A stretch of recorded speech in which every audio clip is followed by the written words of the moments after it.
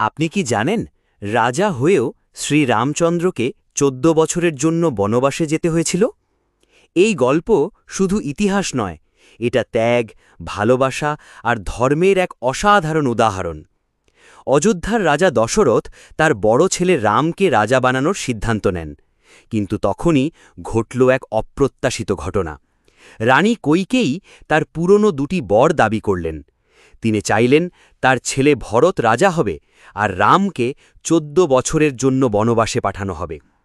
রাজা দশরথ এই কথা শুনে ভেঙে পড়েন, কিন্তু রামচন্দ্র, তিনি একবারও প্রশ্ন করেননি, একবারও প্রতিবাদ করেননি, কারণ তার কাছে পিতার কথা মানা ছিল সবচেয়ে বড় ধর্ম।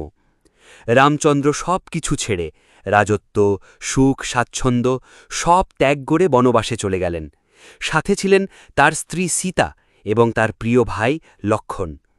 এই ঘটনাই আমাদের শেখায়, সত্য ও ধর্মের পথে চলা কখনো সহজ নয়, কিন্তু যারা সেই পথ বেছে নেয় তারাই হয় সত্যিকারের মহান। আপনি কি মনে করেন আজকের দিনে এমন ত্যাগ সম্ভব? কমেন্টে আপনার মতামত জানান। আর এমন আরও গল্প জানতে ভিডিওটি লাইক ও সাবস্ক্রাইব করুন।